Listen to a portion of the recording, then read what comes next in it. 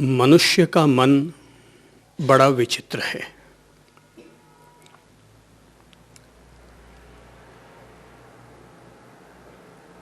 यह मन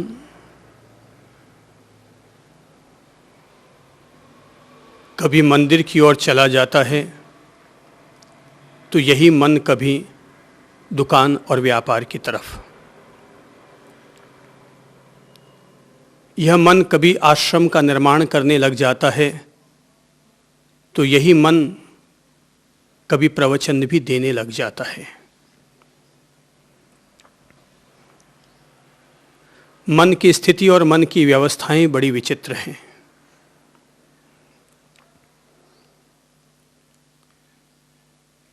जब हम अपने विचारों के रूप में भीतर हवाओं को या तूफान को उठते हुए देखते हैं तो हमें मन की अनुभूति होती है।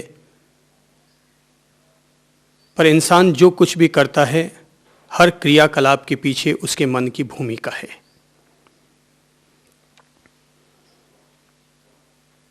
हमारा मन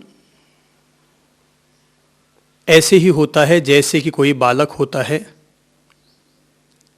बच्चे अटखेलियां करते रहते हैं, उमड़ घुमड़ करते रहते हैं, खेल कूद करते रहते हैं। ठीक इसी तरह हमारा मन भी बच्चों की तरह अटखेलियां करता है। जिसकी उसे ज़रूरत नहीं है फिर भी उसे पाने की हट करने लगता है, पाता है और पाते ही उसका मूल्य उसके लिए समाप्त हो जाता है। जब तक वो चीज़ उसे नहीं मिलती तब तक उस चीज़ को पाने के लिए उत्साहित रहता है, लेकिन जैसे ही वो चीज़ मिल जाती है, मिलते ही उसका मूल्य उसके लिए समाप्त हो जाता है। जैसे बच्चे को खिलौना चाहिए तो खिलौना पाने के प्रति उसके मन में जो उत्सुकता होती है, खिलौना मिलने के बाद वो उत्सुकता नहीं रह पाती। स्वाभाविक तौर पर अपन लोग अपने खुद के मन को देख लें। अगर दीपावली की इंतज़ारी है तो दीपावली ना आई तब तक 15 दिन तक दीपावली हमारे मन में लगी हुई रहती है और हम दीपावली के प्रति बहुत उत्साहित रहते हैं। लेकिन जैसे ही दीपावली आ जाती है, आज का दिन दीपावली का रहा तो लगता है नहीं, आज की बजाय पिछली दिवाली ज़्यादा अच्छे ढंग से मनाई गई थी और हमें लगता है कि दीपावली का कोई खास मूल्य नहीं रहा। जैसे और दिन थे वैसे ही आज का दिन भी बीत गया। ये मन है, जब तक नहीं मिलती है कोई चीज़ इसे, तब तक यह उत्साहित रहता है उस चीज़ को पाने के लिए, लेकिन जैसे ही वह चीज़ मिल जाती है उसका मूल्य उसके लिए समाप्त हो जाता है। ये बिल्कुल बच्चे की तरह हो गया।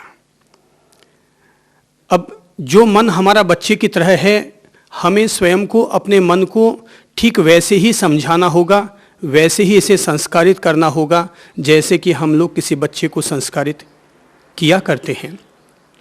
बच्चे को हम लोग स्कूल भेजते हैं, विद्यालय भेजते हैं, अच्छे संस्कार देना चाहते हैं, अच्छे से अच्छे विद्यालय में पढ़ाना चाहते हैं। अब फ़र्क इस बात का पड़ता है कि कौन व्यक्ति किस लेवल का है, किस व्यक्ति के जीने का स्तर कैसा है, वो तदनुसार ही अपने बच्चे को स्कूल में भर्ती करवाएगा। एक झुग्गी झोंपड़ बस्ती में रहने वाले व्यक्ति को अपने बच्चे को पढ़ाने के लिए सीधी सरकारी स्कूल दिमाग में आएगी।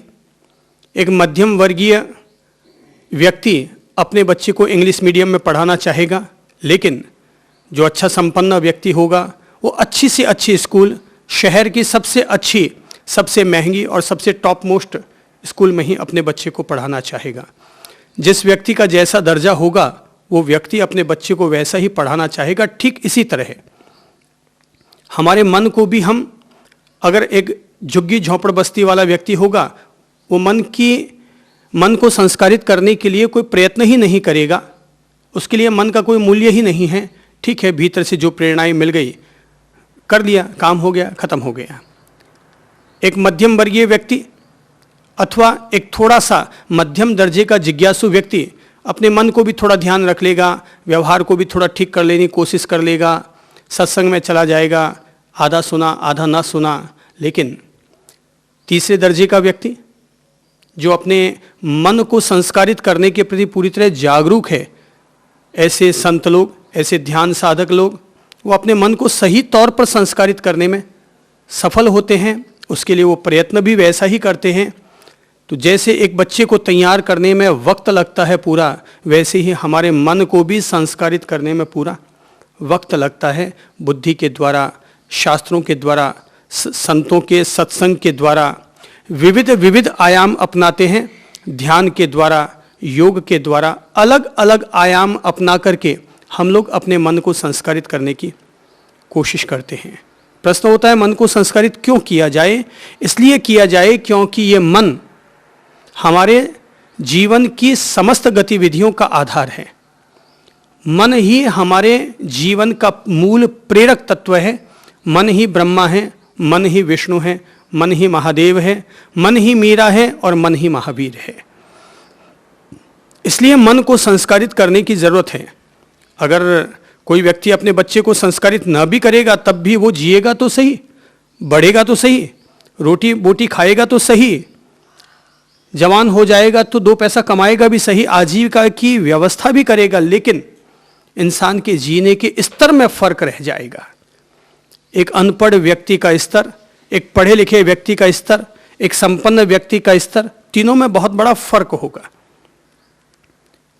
हम लोग अपने मन को एक बालक की तरह ही समझें, क्योंकि हमने बुद्धि को संस्कारित करने के लिए, बुद्धि को विकसित करने के लिए तो बहुतेरे प्रयत्न किए हैं, पूरे विश्व ने किए हैं, लेकिन मन को संस्कारित करने के लिए, मन की बीमारियों को समझने के लिए तो मनोविज्ञान पैदा हुआ, लेकिन मन को संस्कारित करने के प्रयत्न सिवाय संत जनों के और किसी ने नहीं किया।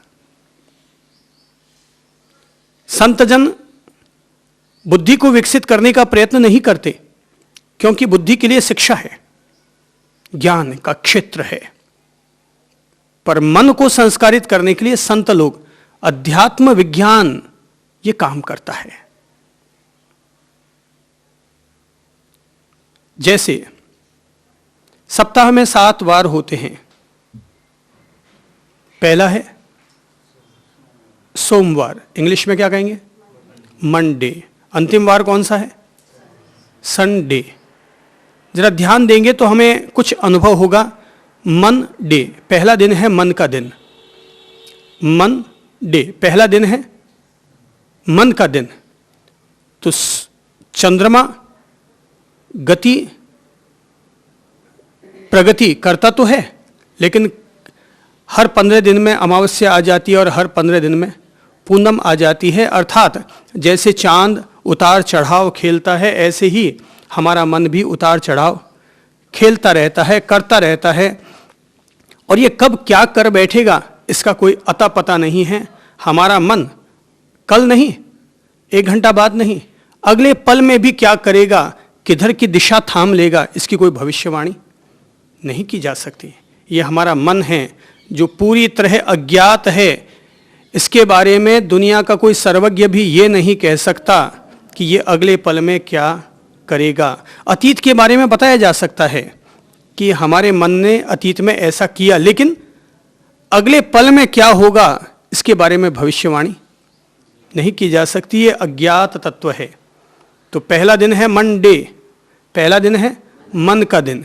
तो हमें इसको ठीक करना है। अब हमें तो ठीक करना है, तो अब हमें कौन सी दिशा पकड़नी पड़ेगी? सोमवार के बाद है मंगलवार। तो कुछ मंगल भाव हमें अपने हृदय में लाने होंगे, मंगल भाव दशा हमें अपने मन में लानी होगी, तब हमारा मन डे आगे बढ़ेगा। तो हम लोग मंगलवार से प्रेरणा लेकर के इसको मंगल की स्थिति दे, मांगल्य भाव अपने दिल में लेकर के आए।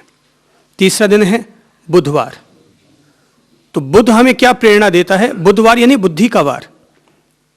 बुधवार यानी बुद्धि का वार।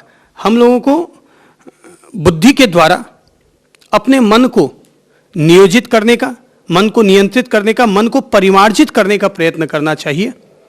उसके आगे है गुरुवार। गुरुवार का दिन गुरु का दिन है, अर्थात हमें अपने मन को गुरु की शरण में ले जाना चाहिए। संत लोग, गुरुजन लोग ही हमारे मन को सही दिशा दिखाते हैं, हमारा दिशा योजन करते हैं और बताते हैं कि तुम्हें अपने मन के विकारों को, मन के कषायों को काटने के लिए क्या करना चाहिए और क्या नहीं करना चाहिए। उसके बाद है शुक्रवार। तो गुरु ने जो कुछ हमें दिया है उसके प्रति शुक्रिया अदा करने की भावना हमारे भीतर होनी चाहिए। शुक्रवार यानी कि शुक्रिया अदा करने की भावना हमारे भीतर होनी चाहिए कि गुरु ने हमारे लिए ये काम किया, हमारा इस तरह मार्गदर्शन किया। और इसके बाद है शनि। शनि यानी बाधा। जैसे महावीर ने 14 गुण स्थानों में उपशांत कषाय को बाधा मान लिया, उपशांत मोह को बाधा मान लिया, तो वैसे ही शनि हमारे लिए बाधा है। बोले बाधाओं को हटाओ, फिर चाहे वो कषाय की बाधा हो, विकारों की बाधा हो, इंद्रियों के गुण धर्मों की बाधा हो, उन बाधाओं को हटाओ तो अगला दिन क्या आएगा? संडे। संडे यानी कि प्रकाश का दिन। हमने मन डे से यात्रा की शुरुआत की और संडे प्रकाश के दिवस पर हमने जाकर के अपनी जिंदगी की यात्रा, साधना की यात्रा पूर्ण की। ये एक जो यात्रा होती है, जैसे एक बालक को हम संस्कारित करते हैं, ठीक इसी तरह हम अपने मन को भी संस्कारित करते हैं। ध्यान सूत्र के द्वारा श्री भगवान जो अपन लोगों का मार्गदर्शन कर रहे हैं, वो निश्चित तौर पर मन को संस्कारित करने का एक पावन प्रयत्न है। मन को संस्कारित करने का एक पावन प्रयत्न है। जब महावीर अपनी तरफ से आर्त ध्यान, रौद्र ध्यान, धर्म ध्यान और शुक्ल ध्यान के रूप में ध्यान के 4 प्रकार बताते हैं, और हम लोगों को, अपन सब लोगों को क्रमशः निरंतर शुद्धि की तरफ ले जाने की कोशिश कर रहे हैं कि व्यक्ति शुद्धता की तरफ बढ़ता चला जाए, मन उसका प्योर माइंड बन जाए, शुद्ध मन बन जाए, सकारात्मक मन बन जाए, सकारात्मक मन बन जाए, और आगे बढ़ते बढ़ते वो अमन दशा तक पहुंच जाए, निर्मल हो जाए, व्यक्ति मन से मुक्त हो जाए। तो एक तरह से महावीर का ध्यान वो शुद्ध मनोविज्ञान है। महावीर का ध्यान अध्यात्म का वो पहलू है जो व्यक्ति को उसके मन से रूबरू करवाता है, मन को शांत और निर्मल करवाता है, और मन को शांत निर्मल करते हुए उसे मन से मुक्त भी करता है, और साथ ही साथ उसे आत्मा के आकाश में, अंतरात्मा के आकाश में ले जाने का पावन प्रयत्न करता है। इसलिए इस समय जो अपन लोग ध्यान सूत्रों पर चिंतन और मनन कर रहे हैं और अंतिम चरण पर पहुंच रहे हैं, शुक्ल ध्यान की तरफ निरंतर बढ़ रहे हैं, तो श्री भगवान एक तरह से हमारे मन को ठीक करना चाहते हैं। अब अगर अपन लोगों पर निर्भर करता है कि हम लोग अपने मन को प्यार से ठीक कर पाते हैं, अनुशासन से ठीक कर पाते हैं, संयम के जरिए ठीक कर पाते हैं, भक्ति के द्वारा या ध्यान के द्वारा हम कौन सा माध्यम अपना करके अपने मन को ठीक कर पाते हैं, ये अपन लोगों पर निर्भर करता है। रास्ते कई हैं, एक अकेला ध्यान ही रास्ता नहीं है, अनेक अनेक रास्ते हैं। ये तो खुद व्यक्ति अपने आप को तौल ले, मूल्यांकन कर ले कि मेरे लिए कौन सा रास्ता मुआफिक है, मैं किस रास्ते के जरिए जा सकता हूं। क्या मुझे बिल्कुल सीधा सरल रास्ता चाहिए तो पहले भक्ति, संगीत, नृत्य, इन सब चीजों को अपना लो, और अगर लगता है कि नहीं मैं थोड़ा सा कठिन मार्ग होगा तो भी उस पर चल सकूंगा, तो योग, ध्यान, इन रास्तों को अपना ले व्यक्ति। ध्यान का रास्ता थोड़ा सा कठिन रास्ता है, मन को सुधारने का, मन को समझने का थोड़ा सा कठिन रास्ता है। या तो पहले मन को रसमय बना लो, फिर उसको सकारात्मक बनाते हुए अमन दशा की तरफ बढ़ते जाओ, और या फिर सीधे ध्यान के मार्ग पर आओ और ध्यान के मार्ग के जरिए धीरे धीरे धीरे अपने मन को शांत और निर्मल स्थिति प्रदान करते रहो। खुद व्यक्ति अपने आप को तौल ले और उसके आधार पर खुद निर्णय कर ले कि मेरे लिए कौन सा मार्ग ठीक है। ये बात सही है कि आज नहीं तो कल हर किसी भाई को, हर किसी बहन को ध्यान के मार्ग पर आना होगा। अमन दशा तक पहुंचने के लिए, निर्मन दशा तक पहुंचने के लिए या प्योर माइंड होने के लिए अपन लोगों को ध्यान के मार्ग पर आना तो होगा, लेकिन पहले की भूमिका बनाने के लिए आप चाहें तो योग प्राणायाम को अपना आधार या भूमिका का केंद्र बना सकते हैं, और चाहें तो भक्ति, संगीत, नृत्य, इन सब को आधार बनाकर अपनी भूमिका बना सकते हैं। ज्ञानी भगवंत हमें कहते हैं चित्त वृत्तियों का निरोध कैसे हो सकता है, इसके बारे में चर्चा करते हुए ध्यान सूत्र का आज का जो सूत्र है वो हम लेते हैं। कहते हैं मन का विषय तीनों लोक है, शुक्ल ध्यान में संलग्न छद्मस्थ साधक मन को क्रमशः संक्षिप्त करता हुआ उसको अणु में स्थापित कर निष्प्रकंप होकर ध्यान करता है। केवली अर्थात केवल ज्ञानी, परम ज्ञानी अमन होता है, इसलिए उसके मानस ध्यान नहीं होता, उसके केवल काय चेष्टा निरोधात्मक ध्यान होता है। ज्ञानी भगवंत कहते हैं कि मन का विषय तीनों लोक है। महावीर के शब्द हैं, मन का विषय क्या है? तीनों लोक है। मन अत्यंत तीव्र गति वाला तत्व है। संसार में जितने भी तीव्र गति वाले तत्व होते हैं उनमें मन सबसे प्रधान है। सूर्य की प्रकाश रेखा से भी 10 गुना ज्यादा अधिक तेज गति ये कर सकता है। हमारा शब्द कहीं पहुंचेगा उससे पहले मन पहुंच जाएगा, रॉकेट कहीं पहुंचेगा उससे पहले मन पहुंच जाएगा। मन तो ये कहा अमेरिका और कहने के साथ ही वो अमेरिका पहुंच गया। मन की गति इतनी तीव्रगामी मानी जाती है, तो कहते हैं मन का विषय तीनों लोक है। मन किस तत्व को अपना कब विषय बना लेगा, कब अपना लक्ष्य बना लेगा, ध्येय बना लेगा, इसके बारे में कोई अता पता नहीं है। ये यहाँ बैठा बैठा ही कभी आसमान के बारे में सोचने लग जाता है, कभी चंद्रलोक की सैर कर आता है और कभी पाताल की खुदाई करने लग जाता है, कभी पेट्रोल की खोज कर आता है, कभी रॉकेट में बैठ जाता है, कभी मोबाइल, और पता नहीं इसके भीतर में क्या क्या उमड़ घुमड़ पैदा हो जाती है। इसका ज्ञाता ये स्वयं ही है। और शायद मैंने कहा स्वयं ही है, पर हकीकत तो ये खुद भी नहीं जानता कि ये कब क्या कर बैठेगा। कोई बच्चा जानता थोड़ी है कि वो कब क्या कर बैठेगा, बस वो तो चंचलता है। मन अगर बाहर भटकता रहेगा तो मन बंदर है, मन अगर अंतर्मुखी हो जाएगा तो मन मंदिर है। मन अगर बाहर भटकता रहेगा तो मन बंदर है, और मन अगर अंतर दशा में अगर उतर जाएगा, मन अगर अंतर्मुखी हो जाएगा तो वही मन मंदिर है। बस ये बाहर और भीतर का खेल है।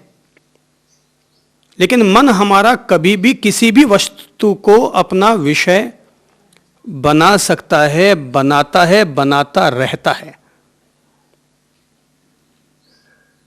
और खास तौर पर जो लोग आर्त ध्यान में मशगूल हैं, जिनके दिमाग में टेंशन तनाव रहता है, वे तो मन के घेरों में इस तरह घिरे हुए रहते हैं कि मन से बाहर निकल पाने का उन्हें रास्ता ही नहीं सूझता। वे हर समय उसी में ही घिरे हुए रहते हैं। जो व्यक्ति चिंता में घिरा हुआ है वो चिंता से बाहर नहीं निकल पाता। जो आदमी डिप्रेशन से घिरा हुआ है वो डिप्रेशन से बाहर नहीं निकल पाता। यानी मन के घेरों से ऐसे लोग बाहर नहीं निकल पाते। लेकिन ज्ञानी लोग इस बंदर को भी सुधारते हैं, संवारते हैं, इस मन की दशाओं से बाहर निकलते हैं और अमन दशा के साथ जीते हैं। ज्ञानी कहते हैं कि मन का विषय तीनों लोक है। तीनों लोकों में मन हमारी यात्रा कर सकता है। मन के कई अलग अलग रूप होते हैं। हर व्यक्ति का मन भटकता हो ऐसा नहीं है। सामान्य स्थिति का व्यक्ति का मन भटकता है। कई तरह के मन होते हैं। एक वो होता है सामान्य तौर पर, अगर हम मनोविज्ञान की भाषा में कहें तो मन के 3 भेद होते हैं। पहला है चेतन मन, दूसरा है अर्धचेतन मन और तीसरा है अचेतन मन। तीसरा है अचेतन मन।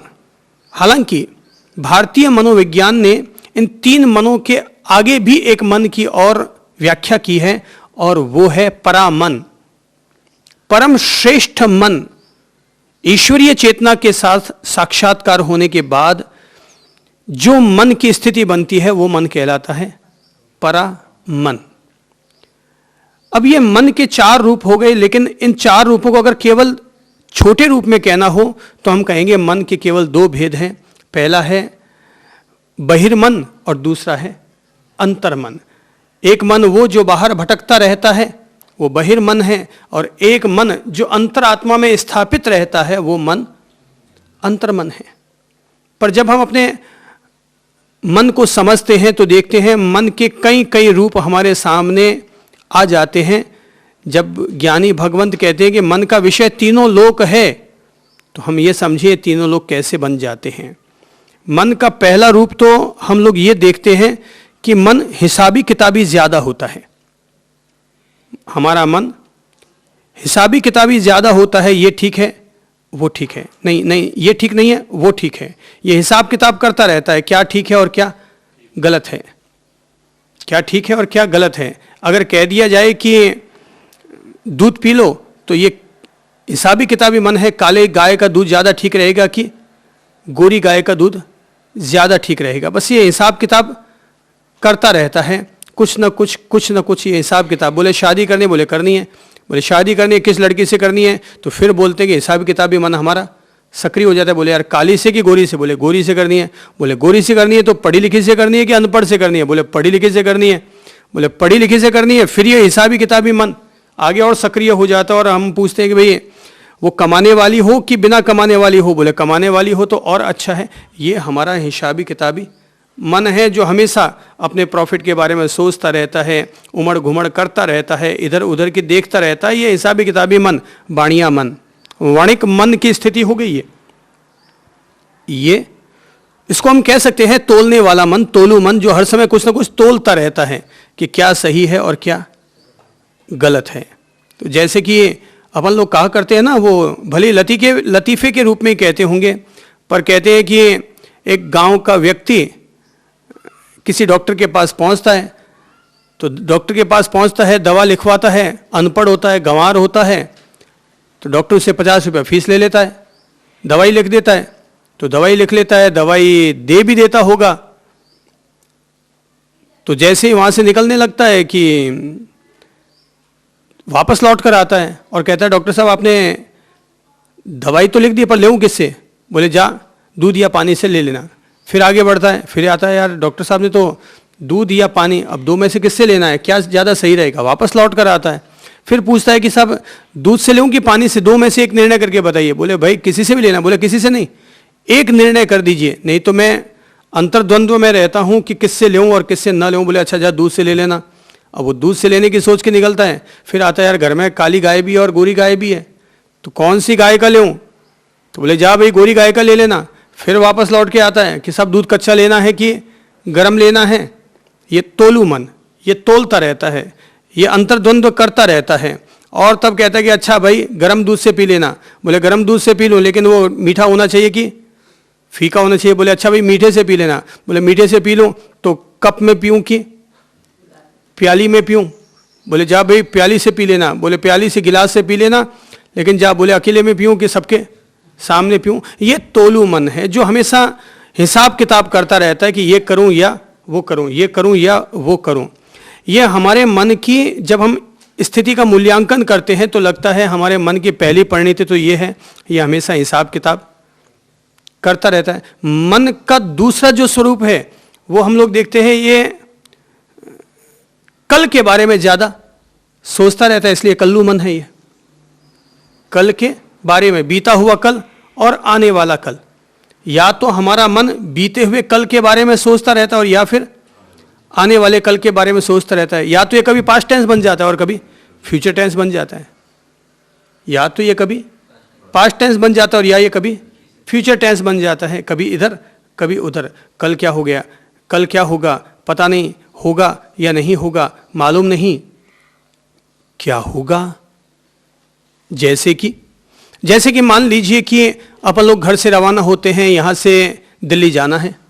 अब दिल्ली जाना है, घर से रवाना होते हैं और फिर मन बोलता है अरे तू टाइम पर पहुँचेगा या नहीं, टैक्सी से तू टाइम पर पहुँचेगा या नहीं होगा। फिर संदेह पैदा हो गया कल के बारे में। अब वापस सोचते हैं अच्छा स्टेशन पहुँच गए, स्टेशन करीब आ गए, अरे कहीं गाड़ी छूट तो नहीं गई है, गाड़ी कहीं छूट तो नहीं गई। गाड़ी पर अगर सामने दिख भी गई, चढ़ भी गए, तब भी पता नहीं यार आजकल गाड़ियाँ बहुत लेट चलती है, कहीं ऐसा ना हो कि गाड़ी दिल्ली पर टाइम पर ना पहुँच पाए और मैं अपने ऑफिस पहुँचने में लेट हो जाऊँ, मुझे बॉस की गालियाँ खाने को मिलेगी। यानी कि ये मन है जो या तो बीते हुए कल के बारे में या आने वाले कल के बारे में, आने वाले पल के बारे में, आने वाले दिन के बारे में, आने वाली घटना के बारे में, आने वाले घंटे के बारे में या आने वाली हर घटना के बारे में सोचता रहता है। ये बोलने वाला ज़्यादा है, ये हमारा मन बड़बोला है, इसलिए इसको हम बल्लू मन भी कह सकते हैं। ये बड़बोला ज़्यादा है, कल के बारे में ज़्यादा सोचता है, इसलिए हम इसे कल्लू मन भी कह सकते हैं। हर समय कल कल कल कल कल। तो ऐसे व्यक्ति जो बीते हुए कल के बारे में सोचते हैं वे लोग चिंता में पड़ जाते हैं, डिप्रेशन में चले जाते हैं। और जो आने वाले कल के बारे में सोचते हैं वे केवल काल्पनिक हो जाते हैं, वे फंतासी ज़्यादा हो जाते हैं। मन की कल्पनाओं में ही वो लोग खोए रहते हैं। शेख चिल्ली इसके लिए मशहूर है, आने वाले कल के लिए सोचने के लिए शेख चिल्ली मशहूर है कि किस तरह से वो आगे से आगे सोचता रहता है कि भाई सोया हुआ था, दुकान के बाहर कहीं सोया हुआ था, चौकीदारी कर रहा था, और चौकीदारी करते करते अब वो सोचने लग गया यहाँ से इतने रुपये कमाऊंगा, ये होगा, मेरे इतनी गायें हो जाएंगी, इतनी भैंसें हो जाएंगी, फिर उनसे दूध होने लग जाएगा, फिर मैं सेठ बन जाऊंगा तो और कमाऊंगा, फिर मेरा राजमहल हो जाएगा तो मैं वहाँ का भी मालिक बन जाऊंगा। अब ये शेख चिल्ली का मन है, सोचता रहता है और तभी कोई चौकीदार नया उधर से गुजरता है और वो डंडा बजाते हुए उधर से गुजरता है, दुकान की शटर पर डंडा मारता है, कौन रे, कौन सोया यहाँ पर? बोले तू कौन की और क्या की बात करता है, यहाँ तो मेरी पूरी दुनिया ही उजड़ गई है, विचारों ही विचारों में खोए रहना, कल कल कल कल कल कल कल कल। जैसे नदी का पानी कल कल करता है वैसे ही हमारा मन भी कल कल करता रहता है। ये मन है। अच्छा मन कौन सा होता है? तीसरा मन होता है और वो है, वो न तो कल के बारे में सोचता है न ही वह हिसाबी किताबी होता है। तीसरा मन वर्तमान होता है, अर्थात जो वर्तमान पर केंद्रित रहता है उसका नाम है वर्तमान। तो जो मन हमारा वर्तमान पर केंद्रित रहता है, वर्तमान क्षण पर, न बीते कल के बारे में सोचेंगे न आने वाले कल के बारे में सोचेंगे, जो हमारा आज है हम उसका चिंतन करेंगे, हम उसका मनन करेंगे और उसको अपने जीवन में जिएंगे। तो वर्तमान क्षण को जीना ही जीवन को जीना है, वर्तमान को जीना ही जीवन को जीना है, वर्तमान को शक्तिमान बनाना ही जीवन का शक्तिमान होना है। हम लोग जो वर्तन करता है मन, वर्तमान यानी जो वर्तन करता है मन, किसमें? वर्तमान में, वो मन ही व्यक्ति के लिए उपयोगी मन बनता है, वो व्यक्ति के स्वास्थ्य का भी आधार बनता है, वो व्यक्ति के लिए कल्याणकारी भी होता है और उसको टेंशन फ्री भी रखता है।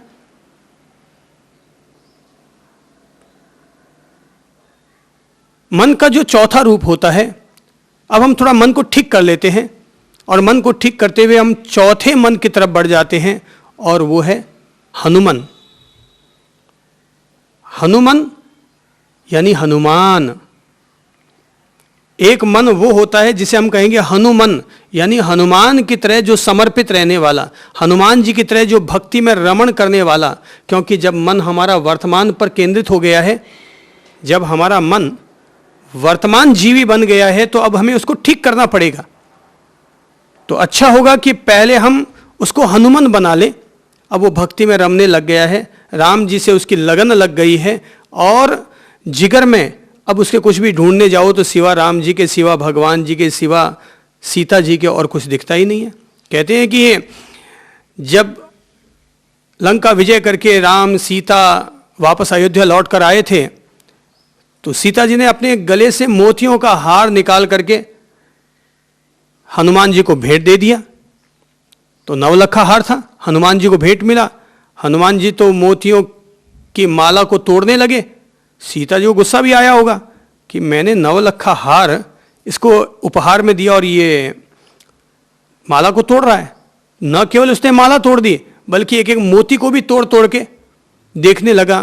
तो आखिर सीता जी को लगा कि यार ये कर क्या रहा है, जरूर इसमें कोई ना कोई रहस्य होगा। तो माता सीता ने तब हनुमान से पूछा कि भाई हनुमान, बेटे हनुमान वत्स, ये तुम मोतियों को तोड़ तोड़ के क्या देख रहे हो? बोले देख रहा हूँ मैया कि इसमें राम सिया है या नहीं है। बोले मोती में कोई राम सिया होता है क्या? बोले हनुमान ऐसी चीज़ को लेना पसंद ही नहीं करता जिसमें राम सिया का निवास न हो। बोले तू तो ऐसे कहता जैसे तेरे भीतर राम सिया है ही। बोले बिल्कुल है मेरे भीतर। तब आता है चीर के छाती, बोले अपनी पवन पुत्र हनुमान, मेरे मन में बसे है राम, मेरे दिल में बसे है राम। और तब वो छाती चीर के दिखाते हैं, हाँ मेरे घट में श्री प्रभु का निवास है। ये क्या है? ये हनुमान है। अब वो भक्ति के द्वारा, प्रेम के द्वारा हमने अपने मन को ठीक किया। तो ऐसे मन के लिए हम लोग एक और मन की अवधारणा कर सकते हैं, जो हमारे लिए हम कह सकते हैं सकारात्मक मन। हमने मन को सकारात्मक दिशा दे दी, उसमें सकारात्मक गुणों की स्थापना कर डाली, संचार कर डाला और अपने मन को सकारात्मक मन बना दिया। तो जब कोई व्यक्ति अपने मन को सकारात्मक बना लेगा, हनुमन समर्पित मन बना लेगा, तो फिर ऐसा व्यक्ति फिर ध्यान के मार्ग पर भी जाएगा, गुफाओं में जाएगा, पहाड़ों की चोटियों पर जाएगा और मस्ती से श्री प्रभु के ध्यान में डूब जाएगा। तो जो लोग श्री प्रभु के ध्यान में डूब जाएंगे या अपनी आत्मा के ध्यान में डूब जाएंगे, ऐसे लोग फिर क्या हो जाएंगे? वे हो जाएंगे सुमन। क्या हो जाएंगे? सुमन, यानी अच्छे मन के अब वो मालिक हो चुके हैं, सुमन हो चुके हैं। अब उनके मन की दिशा अच्छी बन गई है, उनकी स्थिति अच्छी बन गई है। और जब कोई मन सुमन हो जाएगा तो फिर व्यक्ति साधना में आएगा, ध्यान में उतरेगा। और ध्यान का लक्ष्य क्या है? अमन। ध्यान का लक्ष्य क्या है? अमन। मन से मुक्त हो जाना ही, मन की उठापटक से मुक्त हो जाना, मन का शांत और निर्मल हो जाना ही ध्यान का प्रथम और अंतिम लक्ष्य है। कि व्यक्ति मन से उन्मन हो गया, मन से अमन दशा को पहुंच गया। एक तो होता है प्योर माइंड और एक होता है नो माइंड। प्योर माइंड यानी उसने मन को शुद्ध किया। जैसे बच्चे को संस्कारित किया जाता है तो बच्चा पढ़ लिख करके तैयार हो गया, विद्यालय महाविद्यालयों में जाकर आ गया, अब MBA कर गया, CA हो गया, बोले शिक्षा ने इसको संस्कारित कर दिया। वैसे ही मन को भी हम संस्कारित करते हैं कि साहब अब ये गुरुजनों के पास रहकर आया है, अब तो इसने दीक्षा भी ले ली है, अब तो ये साधना कर रहा है। अर्थात अपने मन को लगातार संस्कारित पर संस्कारित करता चला जा रहा है। अगर कोई व्यक्ति संत है और संत बनकर कहता है साहब मेरा मन शुद्ध नहीं है, तो ज़रा ऐसे किसी संसारी प्राणी से पूछो जिसकी अभी तक शादी नहीं हो पाई, वो शादी करने के लिए छटपटा रहा है, उसको देखो, उसके मन की परीक्षा करो, मूल्यांकन करो, उसको पहचानो तो पता चलेगा कि तेरा मन तो उस संसारी मन से 100 गुना ज़्यादा निर्मल है।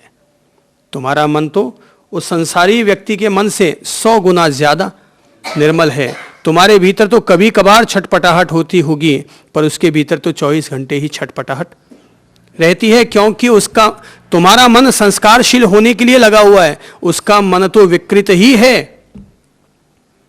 तुम्हारा मन संस्कारित है लेकिन उसका मन विकृत है, तो विकृत मन में तो सब कुछ वही गंदलापन ही बार बार उभर कर आएगा। ज्ञानी कहते हैं तुम्हें ध्यान के द्वारा अमन दशा तक पहुंचना है। हालांकि ये काम कोई एक दिन में नहीं होता। जैसे बालक को एक दिन में संस्कारित नहीं किया जा सकता, जैसे बालक को एक दिन में शिक्षित नहीं किया जा सकता, धीरे धीरे रे मना धीरे सब कुछ होए, माली सींचे 100 घड़ा और ऋतु आए फल होए। धीरे धीरे सब चीज़ें सधती हैं। और मन को साधना महावीर के लिए भी बड़ी चुनौती है और महादेव के लिए भी बड़ी चुनौती है। इस मन को सुधारते ये सुधर जाता है, संवारते संवर जाता है, मुक्त होते होते मुक्त हो जाता है। ज्ञानी कहते हैं मन का विषय तीनों लोक है। ये तीनों लोक हमारे मन के विषय हैं, मन के लक्ष्य बन सकते हैं, मन के आधार बन सकते हैं। शुक्ल ध्यान में संलग्न छद्मस्थ साधक मन को क्रमशः संक्षिप्त करता हुआ उसको अणु में स्थापित कर निष्प्रकंप होकर ध्यान करता है। कौन? जो शुक्ल ध्यान में संलग्न है। ध्यान के 4 प्रकार, आर्त ध्यान, रौद्र ध्यान, धर्म ध्यान और शुक्ल ध्यान। तो जो व्यक्ति आर्त ध्यान में लगा हुआ है वो तो अभी मन को टिका ही ना पाएगा। वो तो जब भी ध्यान करने बैठेगा तो आसन के रूप में, मुद्रा के रूप में उसकी ध्यान की बैठक हो गई है, लेकिन मन के रूप में उसकी ध्यान की बैठक नहीं होती। वो डिप्रेशन से घिरा हुआ है और मन की उधेड़ बुन में लगा हुआ रहता है। तो ऐसा व्यक्ति जो मन की उधेड़ बुन में लगा हुआ है, वह अपने मन को एक अणु मात्र लक्ष्य पर केंद्रित करके वह अपने मन को स्थापित नहीं कर सकता, अपने मन को वो संक्षिप्त नहीं कर पाता। तो जो लोग पहले, इसीलिए धर्म ध्यान की प्रेरणा दी गई ताकि व्यक्ति का आर्त ध्यान और रौद्र ध्यान टूटे। पहले व्यक्ति का आर्त ध्यान और रौद्र ध्यान टूटे, पहले व्यक्ति साधु जनों के प्रति प्रेम करने वाला बने, उनका विनय करे, उनकी प्रशंसा करे, उनको अपना आहार दान दे, अर्थात उसके हृदय में पहले कोमलता तो आए, पहले में सद्भावना तो जगे। व्यक्ति अगर मंदिर गया है मान लो, और मंदिर गया और जाते ही धोख लगानी शुरू कर दी, क्या हो गया उससे? मंदिर में अनेक लोग जाते हैं, सारे लोग मन से कोई धोख थोड़ी लगाते हैं, दिल से कोई धोख थोड़ी लगाते हैं। बस गए, मत्था टेक दिया। क्यों टेक दिया? या तो इसलिए टेक दिया कि सभी टेकते हैं। जैसे सड़क पर किसी की टक्कर लग जाए तो एक टिकाता है तो दूसरा भी टिकाने लग जाता है। बोले क्यों टिका रहा है? बोले सभी टिका रहे थे। तो वैसे ही मंदिर में गए और धोख लगाए। बोले क्यों लगाई? बोले सब देख रहे थे। जैसे अपन धोख लगाते हैं, मैंने कहा ना, ये मन है, ये तोलू मन है, ये बोलू मन है, ये कल्लू मन है, जो अब सोचता रहता है। मंदिर में धोख लगाए, यार 4 लोग देखते हैं, ठीक नहीं लगेगा, अपन भी झट से झुक जाएं। अगर मंदिर में कोई ना हो तो आदमी 1 मिनट में अगरबत्ती करके बाहर निकल के आ जाएगा, पर 4 लोग और होते हैं, बोले यार क्या समझेंगे कि भागता आया भागता जा रहा है क्या? तब फिर 1 मिनट आदमी बैठता है, कोई नवकार मंत्र जपता है, कोई गायत्री मंत्र बोलता है, कोई रुद्राभिषेक का कुछ और कहता होगा, तब 5 मिनट वहाँ रुकना पड़ता है। यार 4 लोग देखते हैं, क्या करेंगे? तो फिर वो मन धोख लगाने के लिए प्रेरित करता है, झुक। अब झुक जाते हैं तो फिर लगता है यार पता नहीं लोग मेरे कपड़ों को देखकर क्या सोचते होंगे कि ऐसे कपड़े पहनकर आया है। फिर मन कहता है नहीं यार, कल से बिल्कुल फिट फाट ड्रेस पहन के आना। ये मन है। फिर धोख लगाते हैं, फिर लगता है यार मैं धोख लगा रहा हूँ, पीछे से मेरी बैठक लोग देख रहे होंगे, पता नहीं पैंट पूरी ऊंची है कि नीची है, पता नहीं चल पाता, तो अब लोग मेरे पीछे से बैठक देखते होंगे। महिलाएं तो उनको और ज़्यादा लगती होगी शर्म। तो अब ये मन है भाई, जो अब ये कब क्या बोलने लग जाता है इसका कोई पता नहीं चलता। ये तोलू मन है, ये हिसाबी किताबी मन है, ये बोलू मन है, ये बोलता रहता है, ये सोचता रहता है, ये कुछ ना कुछ करता रहता है। इसकी ये बुखार का जो थर्मामीटर होता है ना, बस ये उसकी तरह, या डिग्री के कोण की तरह, कभी 180 डिग्री कभी 40 डिग्री, या कार के हैं किसकी तरह, हाँ स्टीयरिंग की तरह वैसे घूमता रहता है। कब कहाँ पहुँच जाएगा इसका कोई अता पता नहीं चलता। ये मन बड़ा विचित्र है। इसलिए ज्ञानी कहते हैं पहले धर्म ध्यान की तरफ साधु जनों का विनय कर रहा है, उनके पास जाता है, उनके पास बैठता है, अच्छी बातें सीखने को मिलती है। अच्छी बातें सीखने को मिलती है तो कभी उनको आहार दान देगा तो भाई मन में समर्पण भी आएगा। तो मंदिर जाओ ना, तो मंदिर में जाओ तो क्या करो, मन को उठा के किनारे फेंको। मन को साथ लेकर मंदिर चले गए तो मन कभी मंदिर नहीं बन पाएगा। क्योंकि मन तो क्या सोचेगा, अगले की ड्रेस कैसी है, मेरी ड्रेस कैसी है, मेरी बैठक दिखती है कि अगले की बैठक दिखती है।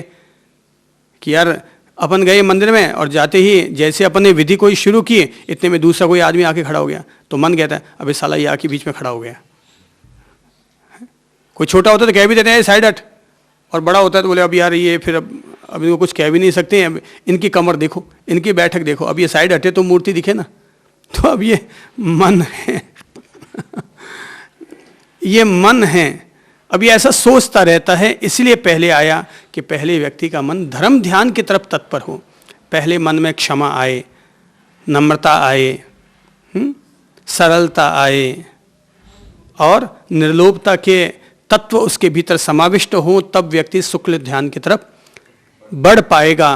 तो शुक्ल कौन व्यक्ति है जो कि अपने मन को संक्षिप्त कर पाएगा, और मन को संक्षिप्त करके केवल एक अणु मात्र पर अपने मन को केंद्रित करके उसको निष्प्रकंप यानी अकंप अमन दशा तक कौन व्यक्ति ले जा सकेगा? जो व्यक्ति शुक्ल ध्यान की तरफ बढ़ चुका है। यानी साधना करते करते मन उसका इतना सध गया है, MBA हो गया है साधना में, वो चार्टर्ड अकाउंटेंट हो गया है, वो साधना में CEO हो गया है, इंजीनियर हो गया, कंप्यूटर कोर्स उसने कर लिया है साधना में। तो ऐसा व्यक्ति फिर वो निष्प्रकंप होकर के ध्यान कर सकेगा अपने मन को एक अणु मात्र, अणु यानी सबसे सूक्ष्म इकाई, तो मात्र एक अणु पर ही जाकर के केंद्रित हो गया और अपने मन को उसने निष्प्रकंप बना लिया। ज्ञानी कहते हैं कि केवली अमन होता है। तो जो केवल ज्ञानी हो चुके होते हैं, सहयोगी केवली गुण स्थान को जो प्राप्त कर लेते हैं, केवल ज्ञान, परम बोधि तत्व को प्राप्त कर लेते हैं, ऐसे लोग अमन होते हैं। वो लोग, उनका मन शुद्ध भी हो चुका है, सकारात्मक भी हो चुका है और शुद्ध भी हो चुका है, सुमन भी हो चुका है। अब तो वो अमन की अवस्था को प्राप्त हो चुके हैं। उनके भीतर मन के जो गुण धर्म होते हैं, मन के जो भटकाव होते हैं, मन की जो उधेड़ बुने होती है, वो उनके भीतर नहीं होती। उनके भीतर क्या रह जाती है? केवल एक चेष्टा रह जाती है, वो है काय युक्त चेष्टा। यानी केवल शरीर की चेष्टा तो रह जाती है, बाकी मन की चेष्टा समाप्त हो जाती है। हालांकि जैसा कि ध्यान सूत्र कहता है, केवल काय चेष्टा रह जाती है। हो सकता है वाणी से भी वो बोलना बंद कर देते होंगे, बिल्कुल मौन हो गए हैं वाणी से, मन से, केवल काय का हिलना डुलना या गतिविधि इस तरह की उनकी रहती है। यानी महामौन में वे समाविष्ट हो जाते हैं, परम समाधि में वे स्थित हो जाते हैं। उनकी प्रज्ञा रितंभरा बन जाती है, वे महानता को प्राप्त हो जाते हैं, अपने आप वो महापुरुष हो जाते हैं। केवल ज्ञान की जब अवस्था हो जाती है, यानी जो तुम्हें पाने के लिए तुम संत बने, साधना रत हुए, उसकी परम समाधि, अंतिम लक्ष्य को जब तुमने प्राप्त कर लिया, तो फिर मन जो संसार में भटकता रहता है, न संसार बचा न मन बचा, वो सबसे निर्लिप्त हो गया, वो सबसे ऊपर उठ चुका। शुक्ल ध्यान की ये परम अवस्था है। लेकिन ये परम अवस्था ईश्वर करे अपन सब लोगों के भी आत्मा में ये परम अवस्था उपलब्ध हो, चाहे एक जन्म में हो, चाहे 7 जन्म में हो, इससे कोई फर्क नहीं पड़ना।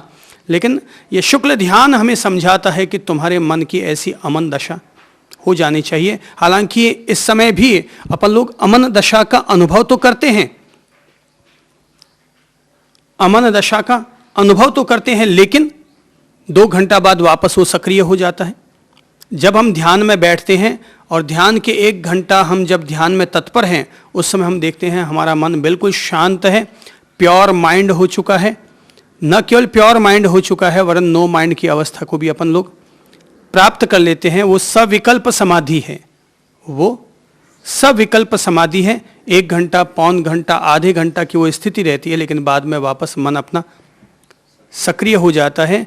जिस प्योरिटी की बात महावीर करते हैं, जिस परम शुद्धता की बात महावीर कर रहे हैं, जिस एनलाइटनमेंट की बात महावीर कर रहे हैं, वो परम प्रकाश की अवस्था तो अमन दशा में ही उपलब्ध हो पाएगी। ज्ञानी कहते हैं कि जिस प्रकार सारे शरीर में व्याप्त विष को मंत्र के द्वारा डसने के स्थान पर रोका जाता है और उस डंक स्थान से प्रधानतर मंत्र योग द्वारा दूर कर दिया जाता है, उसी प्रकार से जिनेश्वर रूपी वैद्य तीनों लोकों के शरीर को विषय करने वाले मन रूपी विष को मंत्र योग के बल से युक्त होकर परमाणु में निरुद्ध करता है और उस परमाणु से भी उस मन को हटा लेता है। कहते हैं कि जिस प्रकार से कोई किसी व्यक्ति को अगर सांप डस जाए, तो जो मंत्र के जानकार होते हैं वो मंत्र योग के बल पर पहले तो उस जहर को पूरे शरीर में से हटा करके जहाँ पर डंक मारा है वहाँ पर केंद्रित कर लेते हैं, और बाद में जो और उच्च मंत्र योग को जानने वाले होते हैं उनके द्वारा उस डंक स्थान से भी विष को बाहर निकाल दिया करते हैं। ठीक इसी तरह ज्ञानी लोग ध्यान के द्वारा भी, मंत्र योग के द्वारा भी अपने भटकते हुए मन को पहले एक स्थान पर लाकर केंद्रित कर लेते हैं और बाद में वहाँ से भी उसको मुक्त कर लेते हैं। अपन लोग जो क्रिया योग करते हैं वो एक तरह से ऐसी ही चेष्टा हो गई कि पहले हमने एक मंत्र का आलम्बन लिया, चाहे ओम का आलम्बन लिया, चाहे सोहम का आलम्बन लिया। पहले हम लोग आधे घंटा तक, 15 मिनट तक लगातार आती जाती सांसों को लंबा करते हुए, दीर्घ करते हुए, उनके साथ ओम या सोहम, सो के साथ श्वास लेना और हम के साथ सांस छोड़ना, या फिर ओम, ओ के साथ सांस लो, म के साथ सांस छोड़ो, या फिर केवल आती हुई श्वास के साथ ओम का स्मरण और जाती हुई श्वास का केवल रेचन। विभिन्न प्रकार के प्रयोग होते हैं। कोई भी प्रयोग अपनाया जा सकता है। उद्देश्य केवल यही है कि भीतर का जहर कटना चाहिए। उद्देश्य केवल यही है कि भीतर का जहर कटना चाहिए। अलग अलग तरह के जहर होते हैं, तो अलग अलग तरह के मंत्रों के बीज होते हैं। मंत्र के बीज को अपनाकर देख लो, तो जो मंत्र बीज हमारे लिए उपयोगी बना, फिर भविष्य के लिए उसी मंत्र बीज को अपने लिए सहयोगी बना लो। खुद अपनाकर देख लो कि मेरे लिए सोहम का मंत्र ज़्यादा उपयुक्त रहा, कि अरहम वाला मंत्र ज़्यादा उपयुक्त रहा, कि ओम वाला या ओम नमः वाला मंत्र ज़्यादा उपयुक्त रहा। खुद अपनी सांसों सांस के साथ 15 मिनट तक प्रयोग करके देख लो, परिणाम पता चल जाए किसमें हमारे मन में तन्मयता आई, शांति आई, एक लयता घटित हुई और हम पूरी तरह भीतर में अंतर्मुखी होने में सफल हुए। तो जैसे ज्ञानी भगवंत कहते हैं कि जैसे एक मंत्र योग को जानने वाला सांप के विष को पूरे शरीर में से वापस खींचकर डंक स्थान पर केंद्रित कर देता है, वैसे ही हम लोग मंत्र के द्वारा अपने दिमाग को, अपने मन को, अपने अंतर्मन की अवस्थाओं को किसी एक अणु पर, किसी एक परमाणु पर अपने आप को, या किसी एक लक्ष्य पर अपने आप को केंद्रित कर लेते हैं और बाद में वहां से भी अपने आप को मुक्त कर लिया करते हैं। अच्छा है, मंत्र का अगर महावीर ने यहाँ पर किसी भी रूप में अगर इस तत्व को स्वीकार किया है, तो ये हमारे लिए उपयोगी बात है कि अपन लोग ओम, सोहम, कोहम, इस तरह के किसी भी बीज मंत्र को अपनाते हुए, या ओम हरिम, आती हुई श्वास के साथ ओम और जाती हुई श्वास के साथ हरिम, तो ऐसा कोई भी एक मंत्र, मैंने कहा ना कि खुद अपना करके देख लो, प्रयोग करके देख लो, जिससे हमें लाभ मिला वो मंत्र स्वीकार कर लिया जाए भविष्य के लिए। और इस तरह से अपन लोग अपने मन को सुमन बनाने में, मन को प्योर बनाने में, नो माइंड बनाने में भी अपन लोग इस मंत्र का उपयोग कर सकते हैं। ज्ञानी जनों ने बैखरी, मध्यमा, पश्चंती और परा, इस तरह से 4 प्रकार बता दिए हैं मंत्र को साधने के। बैखरी यानी मंत्र का उच्चारण करो। अगर लगता है बहुत भटकता हुआ मन है तो ध्यान के लिए मत बैठो, पहले लगातार 15 मिनट तक मंत्र का उच्चारण करते रहो। मंत्र की लयलीनता अपने भीतर सधने दो, मंत्र खुद अपना काम करेगा। तो पहला है बैखरी, बैखरी यानी मंत्र का उच्चारण। दूसरा है मध्यमा, मध्यमा यानी मन में उसका स्मरण, श्वासों श्वास के साथ मंत्र का स्मरण, ये मंत्र का दूसरा चरण हुआ। और मंत्र साधना का तीसरा चरण हुआ पश्यंती यानी दर्शन, उसका ध्यान, उसके स्वरूप का ध्यान, मंत्र के दिव्य स्वरूप का ध्यान। और चौथा है परा यानी कि मंत्र से मुक्त हो जाना, दृश्य से भी और शब्द से भी। अंक, अक्षर और दृश्य, क्या क्या चीज? अंक, अक्षर और दृश्य, तीनों चीजों से अपने आप को मुक्त कर लेना और मंत्र की जो दैवीय शक्ति है उसमें लीन हो जाना। तो जब कोई भी व्यक्ति उस प्रकाश की स्थिति को प्राप्त होता है या प्रकाश में विलीन होता है, तो खुद ही प्रकाश में बन जाता है।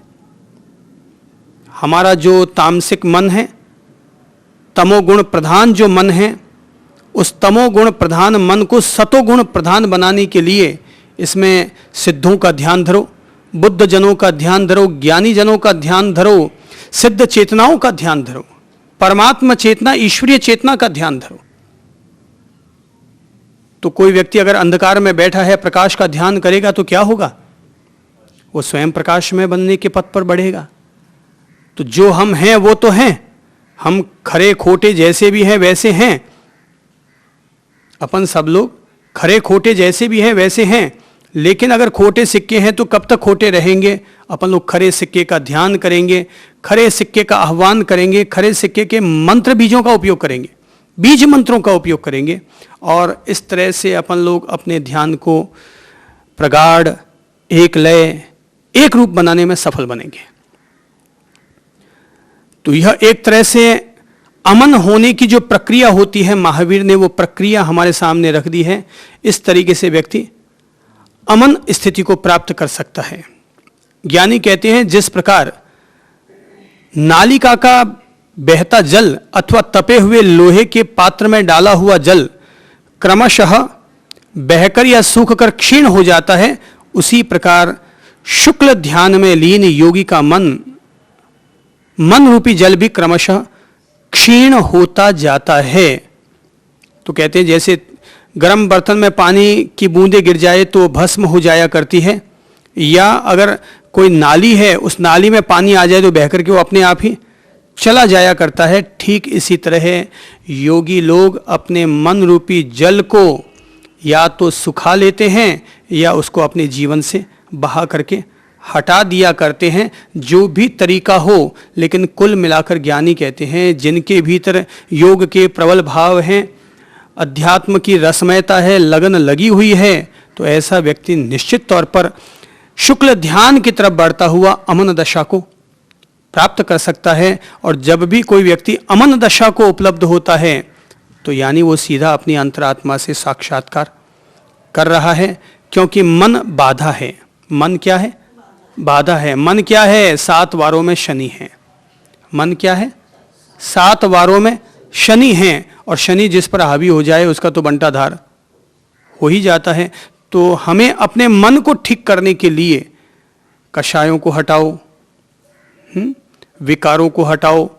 हटाना हालांकि अपन लोगों के लिए इतना सहज संभव नहीं है, पर जैसे कोई व्यक्ति अपने बच्चे को स्कूलों में भेज कर खुद संस्कारित करके, खुद अपना समय का इन्वेस्टमेंट उन लोगों पर करके, और बच्चे को जिस तरह से एक सही नागरिक बनाने में सफल हो जाता है, भले ही इसमें एक बच्चे का निर्माण करने में उसको पूरे 20 साल लग जाते हों। पता है एक बच्चे का निर्माण करने में एक माँ बाप को कितने साल लगते हैं? पूरे 20 साल लगते हैं, तब कहीं जाकर बच्चा एक सभ्य नागरिक बनता है, इंसानों के बीच जीने के काबिल बनता है। पूरे 20 साल लगाता है।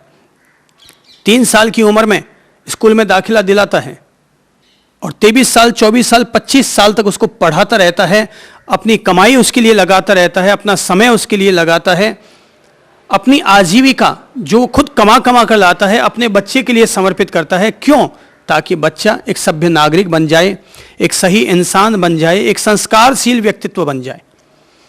तो जब एक बच्चे के संस्कार के लिए एक व्यक्ति 20 साल 22 साल 25 साल लगा सकता है, तो मन को संस्कारित करने के लिए अगर किसी भी व्यक्ति ने 25 साल लगाए हैं, मेरा दावा है वो व्यक्ति अपने मन को न केवल संस्कारित करने में सफल हुआ है, वरन वो मन से शांत भी हुआ है, सौम्य भी हुआ है, सदाबहार आनंदपूर्ण भी हुआ है, और वो समाधि दशा को प्राप्त भी हुआ है।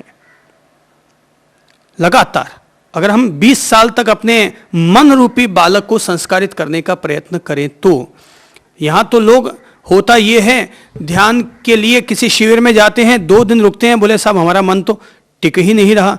तो जो बच्चा स्कूल जाता है वो क्या पहले दिन जाता है, पहले दिन में उसके क्या वहाँ पर टांगे टिकती है क्या? तब फिर स्कूल में बच्चों को जो LKG UKG पढ़ाते हैं वहाँ पर केवल चॉकलेटें खिलाई जाती है, वहाँ पर केवल नई नई तरह की ब्रेड, नई नई तरह के बिस्किट, यही सब चीज़ें खिलाई जाती हैं, ताकि पहले स्कूल आना तो सीखे बच्चा, बैठना तो वहाँ सीखे, हाथ में कलम पकड़ना तो सीखे। आगे का ज्ञान तो हम बाद में देते रहेंगे, पहले तू आ तो सही, बैठ तो सही, पकड़ तो सही। मन संस्कारित होता है जब महावीर का मन संस्कारित हो सकता है, जब मीरा का मन नृत्य कर सकता है, जब चैतन्य महाप्रभु का मन थिरकन कर सकता है, तो हमारा मन क्यों नहीं कर सकता? अगर मैं अपने स्वयं के अनुभव की बात कहूं तो मैं कहना चाहूँगा, ध्यान की अवस्था में निश्चित तौर पर हम लोग अमन दशा को, शुद्ध मन दशा को प्राप्त होते हैं। यह अलग बात है कि ध्यान से उठने के बाद फिर हमारा मन सक्रिय हो जाता है, लेकिन हमारा मन तोलू मन, बोलू मन, कल्लू मन नहीं रहता, वो सहज शांत रहता है। निमित्त आते हैं, तदनुसार उसके द्वारा उसका उत्तर और समाधान निकल आता है, और निमित्त अगर नहीं है तो वो सहज है अपना। तो मैं अपने मन की अगर बात कहूँ तो मेरा मन तो सहज मन है, वो सहज मन है, वो शांत मन है, वो आनंदित मन है। निमित्त अगर अनुकूल या प्रतिकूल आए और उसमें अगर अनुकूल प्रतिकूल धारा बन गई तो अलग बात है, बाकी सामान्य तौर पर वो बिल्कुल सहज है। वो कल के बारे में नहीं सोचता, वो काल के बारे में नहीं सोचता, वो चिंता तुर नहीं रहता, उसको भय डर वगैरह नहीं सताते। अपना सहज जीवन जीता हूँ, आनंदित रहता हूँ। ध्यान करते हैं, ध्यान के द्वारा अपने मन को शांत और निर्मल करने का प्रयत्न करते हैं। मेरा दावा है अगर कोई भी व्यक्ति ध्यान के मर्म को समझ जाए, ध्यान की चाबी उसके हाथ लग जाए, ध्यान का गुर उसके हाथ लग जाए, तो 6 महीना काफ़ी है किसी भी व्यक्ति को अपने मन को शांत और निर्मल बनाने के लिए। 6 महीने काफ़ी है उसके लिए मन को शांत दशा तक पहुंचाने के लिए। ठीक है, हम लोग छद्मस्त हैं, अर्थात कर्मों से घिरे हुए हैं, इसलिए भीतर के जमे हुए कर्म, भीतर के जमे हुए अवचेतन अचेतन मन के जो पुद्गल परमाणु हैं वो सक्रिय होकर आते हैं, तो पता चलता है कि हमारे भीतर अभी तक ये अच्छी या बुरी अवस्था भी विद्यमान रही है। तो उसकी पहचान करते हैं, फिर उनको काटने का प्रयत्न करते हैं। बाकी तो शांत है, आनंदित है। अपन सब लोग ध्यान सूत्र के जरिए काफ़ी कुछ महावीर के सानिध्य में बैठकर अपन लोगों ने ज्ञान का प्रकाश प्राप्त किया। ध्यान सूत्रों के माध्यम से मन की दशाओं को काफ़ी कुछ समझने की कोशिश की। अब ये अपने व्यावहारिक जीवन के साथ लागू करने की ज़रूरत है कि अपन लोग किस तरीके से आर्त ध्यान और रौद्र ध्यान से बचें, धर्म ध्यान में संलग्न रहें और शुक्ल ध्यान की तरफ प्रगति करें। यह हमारे व्यावहारिक जीवन पर निर्भर करता है। ज्ञान वही है जिसका प्रकाश हमें प्राप्त हो जाए, ज्ञान वही है जिससे हम सब लोग प्रकाशित हो जाएं। अपनी ओर से प्रेम पूर्वक इतना ही अनुरोध करता हूँ। नमस्कार।